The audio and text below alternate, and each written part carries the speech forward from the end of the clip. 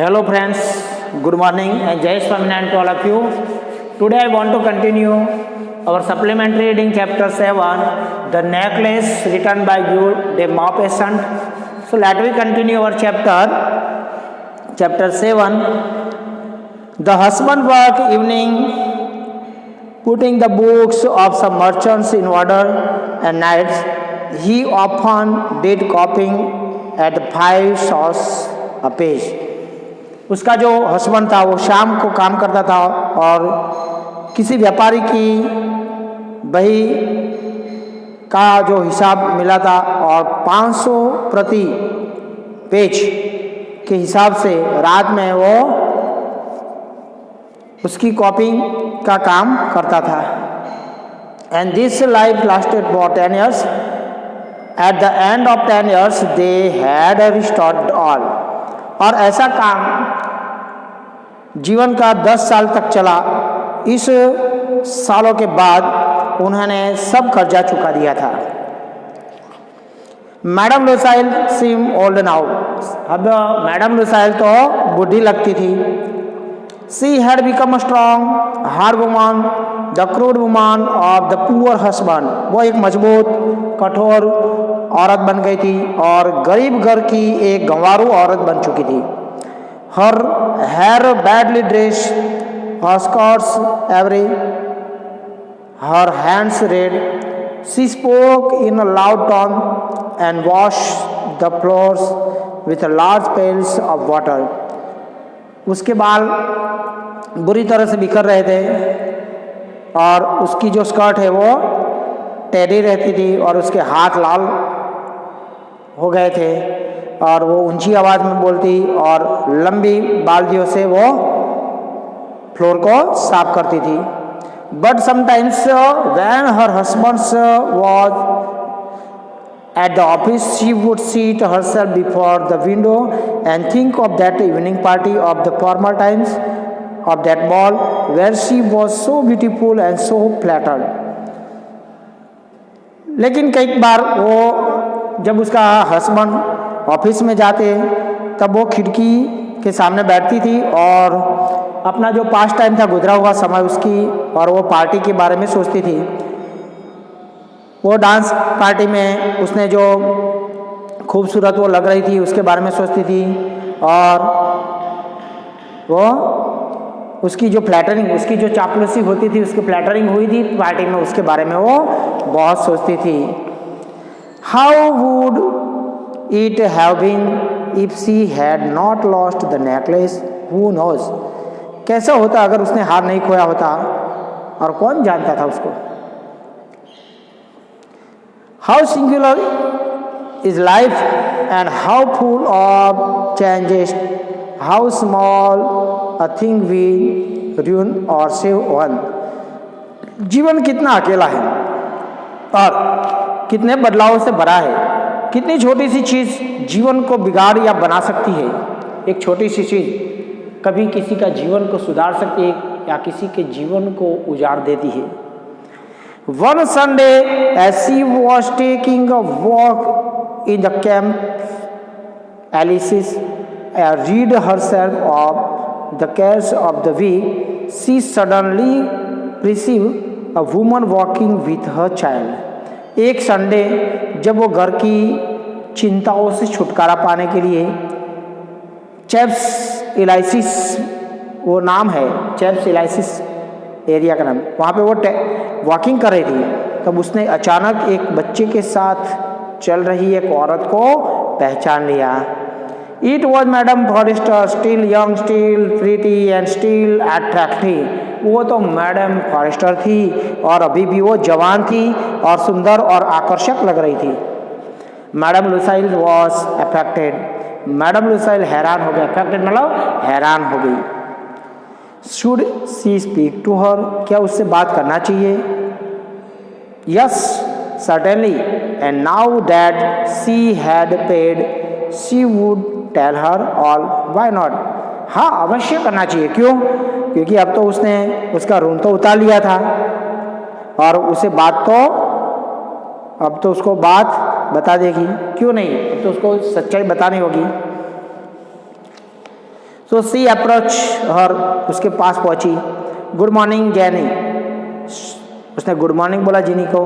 Her friend did not recognise her and was astonished to be so familiarly addressed by this common personage. उसकी friend उसको पहचान नहीं पाई और वो साधारण औरत द्वारा इतनी आत्मीयता से पुकारने से वो विस्मित हो गई, सरप्राइज हो गई। She stammered, but madam I do not know, you must be mistaken. वो खचकाई और बोली, मैडम मैं तो आपको पहचानती नहीं हूँ, आपको कुछ धोखा हो रहा है। No I am Matilda Loisel, नहीं मैं मटिल्डा लोइसेल हूँ। Her friend uttered a cry of astonishment, oh my poor Matilda, how you have changed। उसकी फ्रेंड हैरानी से चीख उठी और बोली, ओ मटिल्डा तुम इतना चेंज क्यों हो गई। Yes I have had some hard days since I saw you and some miserable ones and I all because of you। हाँ, मैं जब से तुम्हें मिली थी तब से लेके मुझे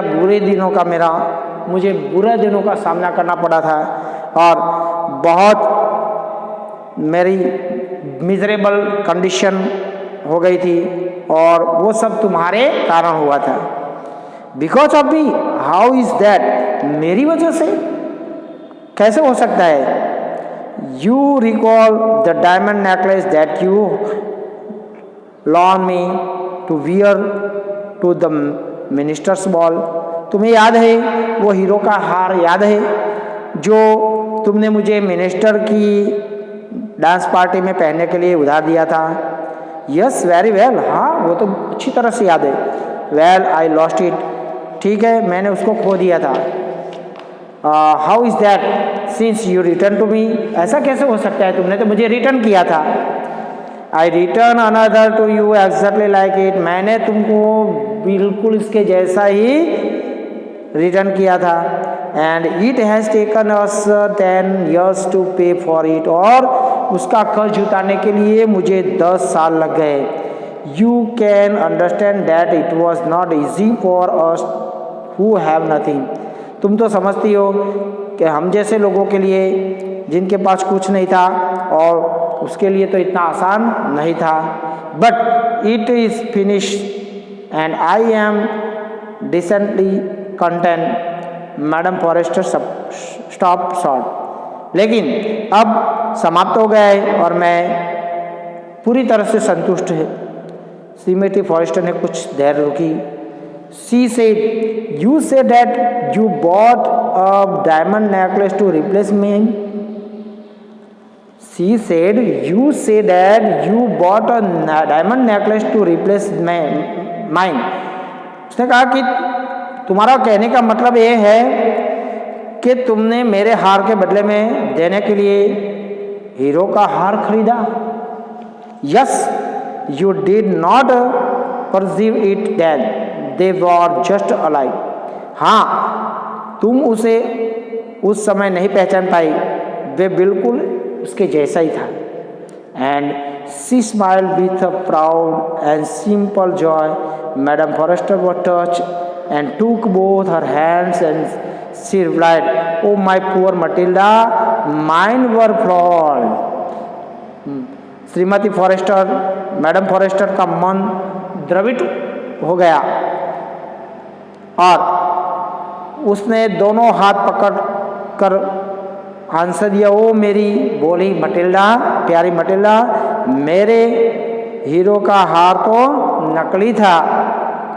दे were not worth over 500 franc, वो 500 फ्रैंक से भी ज़्यादा प्राइस का नहीं था। So friends, here we have completed our chapter, but here there are some question. Why did Matilda not like to visit her rich friend? Matilda को उसकी जो रिच फ्रेंड थी उसका मुलाकात लेना क्यों पसंद नहीं करती थी? तो Matilda had inferiority complex Whenever she visited her rich friend, she felt dissected and disappointed because of her poverty. Matilda उसकी पॉवर्टी, उसकी गरीबाई की वजह से उसको अपनी जो रिच फैमिली की जो फ्रेंड थी उसको मुलाकात लेना उचित मानती नहीं थी। She used to compare her longings to that of her friends. वो हमेशा अपने फ्रेंड्स की जो लॉन्गिंग्स थी उसके बारे में वो कंपेयर करती थी। She did not have attractive dresses and jewelry to adorn herself with. उसको सुशोभित करने के लिए, पहनने के लिए ऐसे कुछ ज्वेलरी नहीं थी और ड्रेस में ही नहीं थे। That is why she didn't like to visit her rich friend. इसलिए उसको अपनी बहुत रिच फैमिली की जो फ्रेंड थी उसका मिलना वो नहीं चाहती थी। How did Matilda come to know the rich cost of the necklace? Sorry. How did the Matilda come to know the real cost of the necklace? Necklace की जो रियल कॉस्ट थी वो मटिल्डा को कैसे जानने में आई? When Mr. Loisel had paid all the borrowed money, one day she met the forester. Although forester could not recognize her, she was very amazed to see a great change in Matilda. Then she told her all the story. At this forester was very shocked and informed that the necklace was an artificial one and its cost was only about 500 francs. When Mr. Loisel had paid all the borrowed money, जब उस mister लॉयसल ने सभी पूरे जो उधार लिए मैंने चुका दिए, और one day she met Forestier, और एक दिन वो फॉरेस्टर को मिले। All the Forestier could not recognise her, फिर भी फॉरेस्टर, मैडम फॉरेस्टर उसको पहचान नहीं पाई। She was very amazed to see a great change in Matilda, उसने मटिल्डा में बहुत सारा बदलाव देखा। Then she told her all the story, बाद में उसने सभी स्टोरी बताई।